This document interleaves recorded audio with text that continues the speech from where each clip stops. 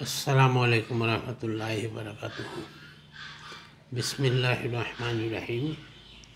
अल्हम्दुलिल्लाह नहमदुहु व नस्तईनुहु व नस्तगफिरुहु व नऊज़ु बिल्लाहि मिन शुरूरि अंफुसिना व मिन सय्यिआति अमालिना।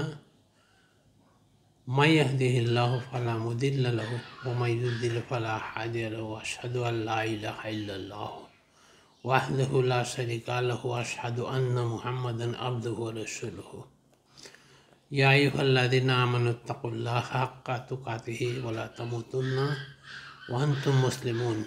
या अय्युहल्लज़ीना आमनुत्तक़ुल्लाहा व क़ूलू क़ौलन सदीदा युस्लिह लकुम आमालकुम व यग़फ़िर लकुम ज़ुनूबकुम व मय युतिइल्लाह व रसूलहु फ़क़द फ़ाज़ फ़ौज़न अज़ीमा। फ़इन्ना खैरल हदी किताबुल्लाह व खैरल हदी हदी मुहम्मद सल्लल्लाहु अलैहि वसल्लम व शर्रल उमूरि मुहदसातुहा व कुल्लु मुहदसातिन बिदअह व कुल्लु बिदअतिन दलाला व कुल्लु दलालतिन फिन्नार। সকলো প্ৰশংসা মহান আল্লাহৰ বাবে। শান্তি অৱতীৰ্ণ হওক আল্লাহৰ ৰসুল সাল্লাল্লাহু আলাইহি ওয়াসাল্লাম আৰু তেখেতৰ পৰিয়ালবৰ্গৰ ওপৰত। আখিৰাতৰ বাবে এবাৰ চিন্তা কৰোৱা হওক। এলানি আলোচনাৰ আজিৰ বিষয়বস্তু বিপদৰ দোৱা। মানুহৰ জীৱনটো সুখ দুখৰ মাজেৰে পাৰ হয়। সূৰা নিছাৰ ৭৯ নম্বৰ আয়াতত মহান আল্লাহে কৈছে, তোমাৰ যি কল্যাণ আহে সেয়া আল্লাহৰ তৰফৰ পৰা আৰু অকল্যাণ দুখ বিপদ আদি নিজৰ কাৰণে হয়। নিজৰ পৰা হ'লেও দুখ বিপদৰ পৰা ৰক্ষা পাবলৈ আমি মহান আল্লাহৰ ওচৰত দোৱা কৰোঁ বা দোৱা কৰিব লাগে। ৰসুল সাল্লাল্লাহু আলাইহি ওয়াসাল্লামে দুনিয়া আৰু আখিৰাতৰ কল্যাণ আৰু জাহান্নামৰ জুইৰ পৰা ৰক্ষা পাবলৈ বেছিকৈ পঢ়া দোৱাটো হ'ল ৰব্বানা আতিনা ফিদ দুনিয়া হাসানাতাও ৱ ফিল আখিৰাতি হাসানাতাও ৱ কিনা আযাবান নাৰ। সূৰা বাকাৰাৰ ২০১ নম্বৰ আয়াতত থকা উক্ত দোৱাৰ অৰ্থ হ'ল, হে মোৰ প্ৰতিপালক, দুনিয়া আৰু আখিৰাতত মোৰ কল্যাণ দান কৰক আৰু জাহান্নামৰ জুইৰ পৰা ৰক্ষা কৰক। প্ৰত্যেক মানুহে বিপদত পৰে। আখিৰাতৰ বিপদ হ'ল আটাইতকৈ ডাঙৰ বিপদ। সেই বিপদৰ পৰা ৰক্ষা পাবলৈ মহান আল্লাহে কোৰআন মজিদত উল্লেখ কৰা উক্ত দোৱা ৰসুল সাল্লাল্লাহু আলাইহি ওয়াসাল্লামে নিজেও পঢ়িছিল আৰু আমাকো পঢ়াৰ বাবে কৈ গৈছে। পাৰ্থিৱ জীৱনত মানুহ বিপদত পৰে আৰু সেই বিপদৰ পৰা উদ্ধাৰ পাবলৈ দোৱা ইউনুছ পঢ়িব লাগে। এই দোৱা পঢ়িয়ে ইউনুছ আলাইহিছ সালাম মাছৰ পেটৰ পৰা ৰক্ষা পাইছিল আৰু আল্লাহ ৰাব্বুল আলামিনে তেখেতক ৰক্ষা কৰিছিল। তিৰমিজি শৰীফৰ ৩৭৫২ নম্বৰ হদিছত উল্লেখ আছে, বিপদগ্ৰস্ত কোনো মুছলমানে যদি আল্লাহৰ কল্যাণ লাভৰ নিমিত্তে এই দোৱা পাঠ কৰে তেন্তে মহান আল্লাহে তেওঁৰ দোৱা কবুল কৰে। হযৰত ইউনুছ বিন মাত্তা আলাইহিছ সালামৰ কথা পবিত্ৰ কোৰআন মজিদৰ ৬টা সূৰাৰ ১৮টা আয়াতত বৰ্ণিত হৈছে। ইয়াৰ ভিতৰৰ সূৰা ইউনুছৰ ৯৮ নম্বৰ আয়াতত তেখেতৰ নাম ইউনুছ, সূৰা আম্বিয়াৰ ৮৭ নম্বৰ আয়াতত জুন্নুন, সূৰা কলমৰ ৪৮ নম্বৰ আয়াতত চাহেবুল হুত বুলি উল্লেখ আছে। নুন আৰু হুতৰ অৰ্থ মাছ। জুন্নুন আৰু চাহেবুল হুতৰ অৰ্থ মাছৱালা। তেখেতৰ জীৱনত ঘটা এক বিশেষ ঘটনাৰ বাবে তেখেত উক্ত নামেৰে পৰিচিত। মহান আল্লাহে ইউনুছ আলাইহিছ সালামক প্ৰেৰণ কৰিছিল ইৰাকৰ নিনাৱা জনপদৰ অধিবাসীসকলৰ হিদায়তৰ বাবে, অধিবাসীসকলৰ কল্যাণৰ বাবে, অধিবাসীসকলক সৎপথ দেখুৱাবৰ বাবে। তেওঁলোকক তেখেতে তৌহিদৰ দাৱাত দিয়ে আৰু ইমান তথা সৎকৰ্মৰ প্ৰতি আহ্বান জনায়। বাৰে বাৰে দাৱাত দিয়াৰ পিছতো প্ৰত্যাখ্যাত হোৱাত আল্লাহৰ হুকুমত ইউনুছ আলাইহিছ সালামে সেই স্থান ত্যাগ কৰে। যোৱাৰ সময়ত খালি মাথো লোকসকলক উদ্দেশ্যি কয়, ৩ দিনৰ পিছত সেই স্থানত আল্লাহৰ গজব নাজিল হ'ব পাৰে। তেওঁলোকে ভাবিলে, সেই নিনাফা জনগোষ্ঠীয়ে ভাবিলে যে নবীয়ে কেতিয়াও মিছা কথা নকয়, সেয়ে ইউনুছ আলাইহিছ সালামৰ কথাত তেওঁলোক ভীতিগ্ৰস্ত হৈ কুফুৰ আৰু চিৰকৰ বাবে তৌবা কৰি সকলো লোক ঘৰচীয়া পশুসহ গাঁও এৰি হাবিলৈ গুচি যায়। জংঘলৰ মাজতো শিশু আৰু পশুবিলাক একাষৰীয়া কৰি বাকী সকলোৱে আল্লাহৰ ওচৰত তৌবা কৰি শাস্তিৰ পৰা আশ্ৰয় প্ৰাৰ্থনা বিচাৰে। মহান আল্লাহে তেওঁলোকৰ প্ৰাৰ্থনা কবুল কৰে, দোৱা কবুল কৰে আৰু এই বিষয়ে সূৰা ইউনুছৰ 98 নম্বৰ আয়াতত উল্লেখ আছে। ইফালে ইউনুছ আলাইহিছ সালামে ভাবি আছিল যে আল্লাহৰ শাস্তিত তেওঁৰ কৌম ইতিমধ্যে ধ্বংস হৈ গৈছে। কিন্তু যেতিয়া জানিব পাৰিলে যে আল্লাহৰ শাস্তি নাজিল হোৱা নাই, তেতিয়া তেওঁ চিন্তাত পৰিল। তেওঁ জাতিৰ ওচৰলৈ ঘূৰি আহিব নোৱাৰা হ'ল, কাৰণ তেওঁলোকে ইউনুছ আলাইহিছ সালামক মিছলীয়া বুলি জানিব আৰু তাৰ শাস্তি হিচাপে তেওঁক হত্যা কৰিব পাৰে। সেয়ে তেওঁ আল্লাহৰ নিৰ্দেশলৈ অপেক্ষা নকৰি নিজ জাতিৰ ওচৰলৈ ঘূৰি অহাৰ পৰিৱৰ্তে হিজৰতৰ উদ্দেশ্যে ওলাই গ'ল।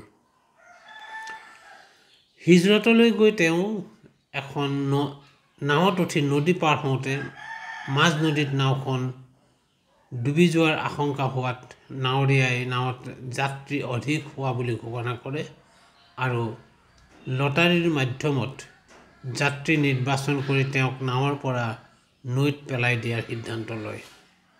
3 বাৰ লটাৰী কৰা হয় আৰু 3বাৰেই ইউনুছ আলাইহিছ সালামৰ নাম উঠাত তেওঁক নাৱৰ পৰা নদীৰ পানীত পেলাই দিয়ে। আল্লাহৰ হুকুমত এটা ডাঙৰ মাছে ইউনুছ আলাইহিছ সালামক গিলি থয়। এনেদৰে ইউনুছ আলাইহিছ সালাম মাছৰ পেটলৈ যায়। দেখাত ইউনুছ আলাইহিছ সালামৰ তেনে কোনো ডাঙৰ অপৰাধ নাছিল। তেওঁ মাথো আল্লাহৰ নিৰ্দেশলৈ অপেক্ষা নকৰি নিজ জাতিক এৰি হিজৰতৰ উদ্দেশ্যে যোৱা বাবে আল্লাহৰ এই শাস্তি ল'ব লগা হয়।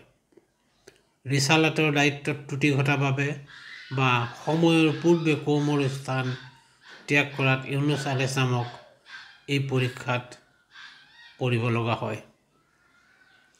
সূৰা ছাফাতৰ 139 পৰা 142 নম্বৰ আয়াতত তেওঁক জাতিৰ ওচৰৰ পৰা পলায়নকাৰী বুলি কোৱা হৈছে। উক্ত সূৰাৰ 143 পৰা 148 নম্বৰ আয়াতত আল্লাহে কৈছে, তেওঁ আল্লাহৰ গুণগান কৰি নথকা হ'লে কিয়ামত পৰ্যন্ত তেওঁ মাছৰ পেটতে থাকিলহেঁতেন। শেষত তেওঁক ৰুগ্ন অৱস্থাত এক শুকান সমতল ভূমিত পেলাই দিয়ে আৰু ছাঁ দিবলৈ এজোপা লাও গছ গজাই দিলে আৰু তেওঁক 1 লাখ বা ততোধিক মানুহৰ প্ৰতি প্ৰেৰণ কৰিলে। তেওঁলোকে ইমান আনিলে আৰু এক নিৰ্ধাৰিত সময় পৰ্যন্ত জীৱন উপভোগ কৰাৰ সুযোগ দিলে। সূৰা আম্বিয়াৰ 87 নম্বৰ আয়াতত কৈছে, আল্লাহৰ অবাধ্যতাৰ বাবে তেওঁ জাতিৰ মানুহৰ ওপৰত খং কৰি গুচি গৈছিল যদিও বিশ্বাস কৰিছিল যে আল্লাহে তেওঁক নধৰে। তথাপি মাছৰ পেটত পৰাৰ পিছত নিজৰ ভুলৰ ক্ষমা বিচাৰি তেওঁ আল্লাহৰ ওচৰত দোৱা কৰিছিল, লা ইলাহা ইল্লা আনতা সুবহানাকা ইন্নী কুনতু মিনাজ জালিমিন। অৰ্থাৎ, হে আল্লাহ, তোমাৰ বাবে আন কোনো উপাস্য নাই, তুমি পবিত্ৰ আৰু মহান, নিশ্চয় মই দোষ কৰিছিলোঁ। 88 নম্বৰ আয়াতত কৈছে, মহান আল্লাহে দোৱা কবুল কৰিলে আৰু সেই বিপদৰ পৰা ইউনুছ আলাইহিছ সালামক উদ্ধাৰ কৰিলে। এনেদৰেই আল্লাহে মুমিনসকলক মুক্তি দিয়ে। গতিকে দেখা যায়, মহান আল্লাহে কৈছে, ইউনুছ আলাইহিছ সালামে মাছৰ পেটত এই দোৱা নপঢ়া হ'লে কিয়ামত পৰ্যন্ত তেওঁক মাছৰ পেটতে ৰাখি থলেহেঁতেন। কিন্তু ইউনুছ আলাইহিছ সালামে উক্ত দোৱা পঢ়াৰ বাবে আল্লাহ ৰাব্বুল আলামিনে তেওঁক মাছৰ পেটৰ পৰা উদ্ধাৰ কৰে। ৰসুল সাল্লাল্লাহু আলাইহি ওয়াসাল্লামে কৈছে, পৃথিৱীত কোনো মানুহ যদি বিপদত পৰে, যিকোনো বিপদতেই পৰে, দোৱা ইউনুছ পঢ়িলে আল্লাহ ৰাব্বুল আলামিনে তেওঁক মাছৰ পেটৰ পৰা উদ্ধাৰ কৰিব। গতিকে সন্মানিত দৰ্শকবৃন্দ, আমাৰ যিকোনো বিপদৰ পৰা ৰক্ষা পাবলৈ আমি দোৱা ইউনুছ পঢ়াটো জৰুৰী। প্ৰশ্ন হয়, দোৱাটি কেতিয়া পঢ়িব লাগে? ৰসুল সাল্লাল্লাহু আলাইহি ওয়াসাল্লামে জৰুৰী দোৱাসমূহ নামাজত চালাম ফিৰোৱাৰ পূৰ্বে পঢ়িছিল। গতিকে আমিও এই দোৱা নামাজত সালাম ফিৰোৱাৰ পূৰ্বে পঢ়িলে সৰু ডাঙৰ যিকোনো বিপদৰ পৰা আল্লাহ ৰাব্বুল আলামিনে আমাক নিশ্চয় ৰক্ষা কৰিব। সালাম ফিৰাই অন্যান্য তসবিহ তাহলিল পঢ়ি এই দোৱাও পঢ়িব লাগে। দুই হাত তুলি দোৱা কৰাটো এটা ব্যক্তিগত বিষয়। ইব্ৰাহিম আলাইহিছ সালামে তেওঁৰ স্ত্ৰী পৰিয়ালৰ বাবে হাত তুলি দোৱা কৰিছিল। ৰসুল সাল্লাল্লাহু আলাইহি সাল্লামে কবৰস্থানত গৈ হাত তুলি দোৱা কৰিছিল। 3বাৰকৈ দোৱা কৰিছিল কিবলামুখী হৈ। একো মনত নাথাকিলে কবৰ জিয়াৰত কৰা সময়ত মাথো ইমানেই ক'ব লাগে, হে আল্লাহ মোৰ মা বাবাক মাফ কৰি দিয়া। আৰু যদি দোৱা মনত থাকে কবৰ জিয়াৰতৰ দোৱা পঢ়িব লাগে। আসসালামু আলাইকুম আহলা দাৰি কওমে মুমিনিন ওয়া আতাকুম মা তুআদুনা গাদাম মুআজ্জালুন ওয়া ইন্না ইনশাআল্লাহু বিকুম লাহিকুন। সহিহ মুসলিম হাদিস নম্বৰ 174। আন এক হাদিসত কৈছে আসসালামু আলাইকুম আহলা দিয়াৰি মিনাল মুমিনিন ওয়াল মুসলিমিন ওয়া ইন্না ইনশাআল্লাহু বিকুম লাহিকুন নাসআলুল্লাহ লানা ওয়া লাকুম আফিয়া। ইয়াৰ পিছত ক্ৰমে সূৰা ইখলাছ 11 বাৰ, সূৰা ফালাক, সূৰা নাস আৰু আয়াতুল কুৰচি এবাৰকৈ পঢ়ি কিবলামুখী হৈ দুই হাত তুলি মহান আল্লাহৰ ওচৰত দোৱা কৰিব লাগে। সন্মানিত দৰ্শকবৃন্দ, দোৱাৰ জগতত আটাইতকৈ দামী দোৱা হ'ল সূৰা ফাতিহা। হাত তুলি দোৱা কৰা সময়ত প্ৰথমে সূৰা ফাতিহা পঢ়িব লাগে। ইয়াৰ পিছত ইসমে আজম আল্লাহুম্মা ইন্নী আসআলুকা বিআন্নী আশহাদু আন্নাকা আনতাল্লাহু লা ইলাহা ইল্লা আনতাল আহাদুস সামাদুল লাযী লাম ইয়ালিদ ওয়া লাম ইউলাদ ওয়া লাম ইয়াকুল লাহু কুফুৱান আহাদ। এয়া হ'ল ইসমে আজিম। ইয়াৰ অৰ্থ, হে আল্লাহ মই আপোনাৰ দৰবাৰত প্ৰাৰ্থনা কৰিছোঁ, নিশ্চয় আপুনি আল্লাহ, আপোনাৰ বাদে আৰু কোনো মাবুদ নাই, আপুনি একক, আপুনি সেই অপ্ৰত্যাশী যাৰ কোনো সন্তান নাই, জাতি নাই, যাৰ সমকক্ষ কোনো নাই। হে আল্লাহ মই আপোনাৰ দৰবাৰত প্ৰাৰ্থনা কৰিছোঁ, সকলো প্ৰশংসা আপোনাৰেই, আপোনাৰ বাদে কোনো মাবুদ নাই, আপুনি কৰোণাময়, আপুনি ইহসান কৰোঁতা। সূৰা ইখলাছৰ ইমান দাম কিয়, বা সূৰা আয়াতুল কুৰচিৰ ইমান দাম কিয়? আয়াতুল কুৰচিত মহান আল্লাহৰ ভিন্ন ধৰণৰ ক্ষমতা বৰ্ণনা কৰা হৈছে। আৰু সূৰা ইখলাছ একমাত্ৰ সূৰা য'ত কোনো বিধি বিধান নাই। নামাজ, ৰোজা, হজ, জাকাত, তসবিহ, তাহলিল, দান, সাদাকা আদি কোনো আমলৰ কথা সূৰা ইখলাছত উল্লেখ নাই। সূৰা ইখলাছত মহান আল্লাহৰ বৰ্ণনা বাদে আন একো নাই। মুশ্ৰিকসকলক উদ্দেশ্যি কোৱা হৈছে আল্লাহ একক, অদ্বিতীয়, তেওঁৰ কোনো অংশীদাৰ নাই, তেওঁৰ কোনো বংশ পৰিচয় নাই। তেওঁ হ'ল সেই মহান সত্তা যাৰ ওপৰত সকলো মুখাপেক্ষী। তেওঁ কিন্তু কাৰো মুখাপেক্ষী নহয়। যিহেতু তেখেত কাৰো মুখাপেক্ষী নহয়, গতিকে তেখেতৰ মাক বাপেক, সন্তান, বন্ধু বান্ধৱ আদি কাৰোৰে প্ৰয়োজন নাই। কিন্তু আল্লাহক সকলোৰে প্ৰয়োজন, কাৰণ তেওঁ সকলোৰে সৃষ্টিকৰ্তা। তেওঁ কাকো জন্ম দিয়া নাই আৰু তেওঁ কাৰো পৰা জন্ম লোৱা নাই। তেওঁ একক, অদ্বিতীয়। এই সৰু সূৰাটোত মহান আল্লাহে তেখেতৰ 3টা নাম উল্লেখ কৰিছে। আল্লাহৰ মূল নাম আল্লাহ উল্লেখ কৰাৰ উপৰি ইয়াৰ লগত আৰু 2টা গুণবাচক নাম উল্লেখ কৰিছে, অৰ্থাৎ আহাদ, তাৰ মানে একক বা অদ্বিতীয়, আৰু আনটো হ'ল সামাদ। ইয়াৰ অৰ্থ হ'ল তেওঁ কাৰো মুখাপেক্ষী নহয়। জীৱন ধাৰণৰ সফলতা অধিক পৰিমাণে ধন উপাৰ্জন কৰি ধনী সম্পদশালী হোৱাটোৱেই নহয়, বৰং নিজৰ জীৱনটো ৰসুল সাল্লাল্লাহু আলাইহি ওয়াসাল্লামৰ পদ্ধতিমতে পাৰ কৰাটোৱে হ'ল সফলতা। অন্যথা পাৰ্থিৱ জীৱন এক মিছা হৈ পৰিব। কোৰআন মজিদৰ সূৰা ইখলাছ তিলাৱত কৰাটো এক ব্যতিক্ৰমী ইবাদত, কাৰণ 3বাৰ সূৰা ইখলাছ তিলাৱত কৰিলে কোৰআন মজিদ এক খতম কৰাৰ নেকি পোৱা যায়।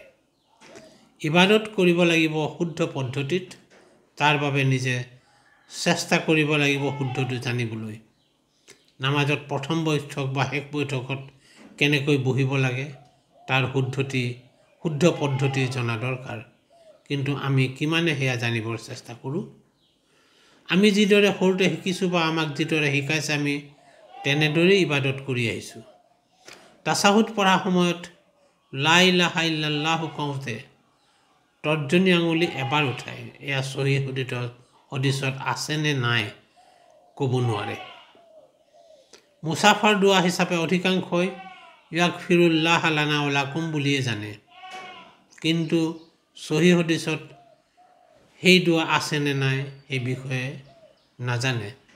কবৰত মাটি দিওঁতে মিনহা খালাকনাকুম ওয়া ফিহা নুঈদুকুম ওয়া মিনহা নুখৰিজুকুম তাৰাতান উখৰা এই বুলি কোৱা দেখা যায়। এয়া কোৰআন মজিদৰ আয়াত বুলি হয়তো বহুতে জানে, কিন্তু কবৰত মাটি দিওঁতে ক'ব লাগে বুলি ক'ত উল্লেখ আছে বা কোন সহি হদিছত উল্লেখ আছে সেই বিষয়ে অধিকাংশ মানুহে জ্ঞাত নহয়। ইছলাম ধৰ্মত এনে বহু পোৱা যায় যাৰ উল্লেখ সহি হদিছত আছে নে নাই সেয়া অধিকাংশ লোকে নাজানে বা জনাৰ প্ৰয়োজন বোধ নকৰে, কিন্তু সেই আমল বা ইবাদত কৰি আহিছে। ধৰ্ম এনেদৰেই চলি আছে। মনত ৰখা দৰকাৰ, ইছলাম নিজৰ মতে নচলে, ইছলাম চলে আল্লাহৰ হুকুম আৰু ৰসুল সাল্লাল্লাহু আলাইহি ওয়াসাল্লামে দেখুৱাই যোৱা পদ্ধতি মতে। তাৰ বাবে সহি হদিছৰ কিতাপসমূহৰ পৰা জ্ঞান আহৰণ কৰিব লাগিব। তেতিয়াহে আমাৰ আমল ইবাদত শুদ্ধ পদ্ধতিত গ্ৰহণযোগ্য হ'ব। বজাৰত বহুতো ধৰ্মীয় কিতাপ পোৱা যায়, কিন্তু কিছু লোকে তেনে কিতাপ পঢ়ি আমল ইবাদতো কৰে। এনে কিতাপত উল্লেখিত কথাসমূহ সহিসন্মত নে হদিছত আছে নে নাই সেই কথা জানিবলৈ কিন্তু কোনোৱেই চেষ্টা নকৰে, অথচ এনে বহু কিতাপ মিছাৰে পৰিপূৰ্ণ। ধৰ্মত মিশ্ৰিত হৈ থকা মিছা বা অশুদ্ধসমূহ বাছি উলিয়াই সেইবোৰ বাদ দি শুদ্ধ পদ্ধতিৰে আমল ইবাদত কৰিলেহে আখিৰাতত সফল হ'ব পৰা যাব ইনশাআল্লাহ। ইছলাম চৌদি আৰবৰ পৰা ইৰাক ইৰাণ হৈ ভাৰত মহাদেশত আহিছে। 712 খ্ৰীষ্টাব্দত আৰবসকলে হিন্দু প্ৰদেশত কৰা আক্ৰমণৰ পিছত দ্বাদশ শতিকাত মোগলসকলে ইছলাম ধৰ্ম ইয়াত প্ৰতিষ্ঠা কৰে। তেওঁলোকে এই দেশত প্ৰায় 750 বছৰ ৰাজত্ব কৰিছিল। তেওঁলোকৰ পিছত যিসকলৰ হাতত ইছলাম আছিল তেওঁলোক বেছিভাগেই চিয়া সম্প্ৰদায়ৰ, গতিকে সঠিক ইছলাম বিচাৰি পোৱাটো কঠিন। এতিয়াও একাংশৰ মাজত প্ৰচলিত আছে 786, তাৰমানে 786, ইয়াৰ অৰ্থ হ'ল বিস্মিল্লাহিৰ ৰহমানিৰ ৰহিম।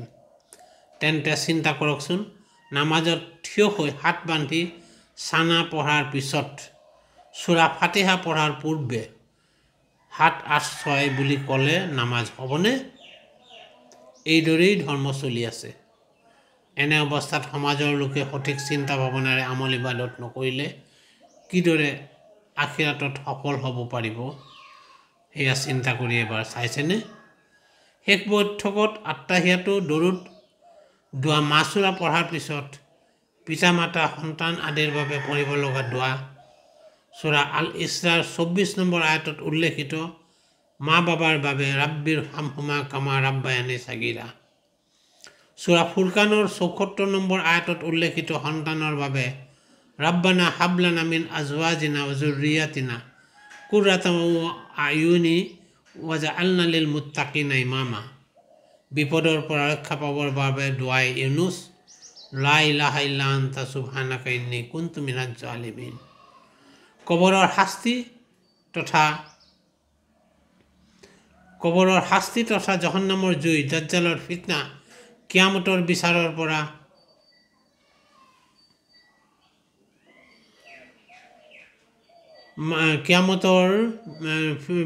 পৰা আল্লাহৰ ওচৰত আশ্ৰয় বিচাৰি প্ৰাৰ্থনা কৰা দোৱা আল্লাহুম্মা ইন্নী আউযুবিকা মিন আযাবিল কবৰ ওয়া মিন আযাবি জাহান্নাম ওয়া মিন ফিতনাতিল মাহিয়া ওয়াল মামাত ওয়া মিন শাররি ফিতনাতিল মাসিহিদ দাজ্জাল ইত্যাদি। গতিকে আহক আমি সকলোৱে শুদ্ধ পদ্ধতিত আমল ইবাদত কৰাৰ চেষ্টা কৰোঁ। আৰু বিপদ আপদৰ পৰা ৰক্ষা পাবলৈ প্ৰয়োজনীয় দোৱা পঢ়ি মহান আল্লাহৰ ওচৰত আশ্ৰয় প্ৰাৰ্থনা কৰোঁ। আল্লাহ ৰাব্বুল আলামিনে আমাক কিয়ামতৰ কঠিন বিপদ তথা পাৰ্থিৱ জীৱনৰ দুখ বিপদৰ পৰা ৰক্ষা পাবলৈ প্ৰয়োজনীয় দোৱা পঢ়াৰ আৰু শুদ্ধ পদ্ধতিত আমল ইবাদত কৰাৰ তৌফিক দিয়ক। আমিন। ৱাখিৰুদ্দাৱানা আনিল হামদুলিল্লাহি ৰাব্বিল আলামিন।